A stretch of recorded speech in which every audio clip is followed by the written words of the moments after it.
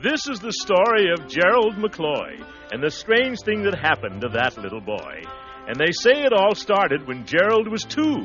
That's the age kids start talking, at least most of them do. Well, when he started talking, they say, in his case, when the time came for words to come out of his face, Gerald, they say, sat up straight in his bed, and he looked at his folks, and you know what he said?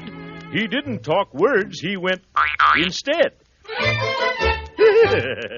"What's that?" cried his father, his face turning gray. "That's a very odd thing for a young boy to say." Then, much to his father's and mother's great pain, Gerald, he did it again. Like a rusty old gate. "He's sick," cried his father. "It's something he ate." And the poor, weary gentleman rushed to the phone and quick dialed the number of Dr. Malone. "Come over. Fast, doctor," the poor father pled. "Our boy can't speak words. He goes instead." And in 5 minutes, the doctor was there. "I say," said the doctor, "this case is quite rare. Open your mouth, lad. Now open it wide. Say ah while I take a good look down inside." But just as the doctor stared down the boy's throat, Gerald went like a boat. Then the strangest new noises all started to flow. He went like a buzzsaw and like a crow. Then 5 times in a row. "Good grief," gulped the doctor. "What's that?" the boy said. "He doesn't speak words. He goes instead. There's no cure for this. I can't handle the case." And he packed up his pills and walked out of the place, leaving poor, frantic Mr. and Mrs. McCloy alone in the house with their boy. Alone with their boy going like a sheep. And all the next day he went like a jeep. And all the next night he went in his sleep. And as the months passed, he got louder and louder and was soon going like a big keg of powder. It was then that his father said, "This is enough. He'll drive us both mad with this stuff. A boy of his age shouldn't, like a fool, he's got to learn words. We must send him to school." So they took their boy and brushed his hair neat, sent him off to the schoolhouse on Mulberry Street. But half an hour later, alas and alack, with a... Poor Gerald came back with a... and his eyes looking hurt, and a note from the teacher pinned onto his shirt. A letter that read, "My dear Mrs. McCloy, your stupid son Gerald's a most hopeless boy. We just cannot teach him, for we have a rule that pupils must not go in our school. Your boy will go all his life, I'm afraid. Sincerely yours, Fanny Schultz, teacher, 1st grade." His mother, the tears that she shed, she cried 15 handkerchiefs full as she said, "Oh, we'll never hear words coming out of his head. Now he'll always go instead." Now what would you do if it happened to you? If you wanted to speak, but whenever you tried, a noise like came up from inside. If you tried to talk words, but the sound from your head always came out instead.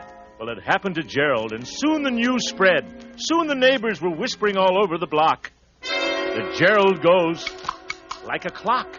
He can't speak a word, and he's going on 6, and they say he goes like the breaking of sticks. Oh, the life in his house is just awful, they say. They can't get a cook or a maid who will stay. His drives them away. And Gerald, the poor fellow, soon found when a fella goes, no one wants him around. When a fella goes, he can't have any pals. His frightened the gals. In that whole great big city, no child would go near him. They'd lean from their windows and taunt him and jeer him. "Nya, nya," they all shouted, "your name's not McCloy. Your name is Mac, the noisy-mouth boy." And Gerald Mac, in shame, hung his head, 'cause he couldn't make words, he made instead. And Gerald Mac, from that time on, knew that his life was a failure. For what could he do? He would never make good, Gerald thought with a sob, for a boy who goes cannot hold down a job. No, a boy who goes has no place to go, so late one cold night he ran out in the snow. If he died, who would care? He'd be better off so. And suddenly, whilst he ran clippity-clop through the storm right behind him, a voice shouted, "Stop! Aren't Aren't you Gerald Mack, the lad who makes squeaks? Mac, I've searched for you many long weeks. Mac? Mac? Please don't run away. Mac? Mac? Mac? Please stay. I can make you the most famous boy in this nation, for I own the radio station. I need a smart fellow to make all the sounds, who can like a dog and go like the hounds. I need a smart lad who can like the breeze, who can like a doorbell and like the bees. Your is terrific. Your is inspired. Quick, come to Mac. You're hired.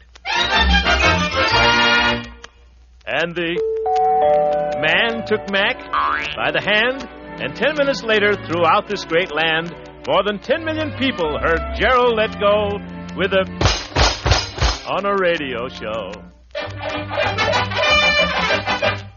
And today, if you tune in out there, that's Gerald you hear going on the air. From dawn every morning to late every night, he goes to the listener's delight. Now his parents, proud parents, are able to boast that his that is known coast to coast. Now when he goes, no one jeers, no one laughs. They all beg Mac for his autographs. Now Mac is rich, he has friends, he's well fed. Because he doesn't speak words, he goes instead. Yeah.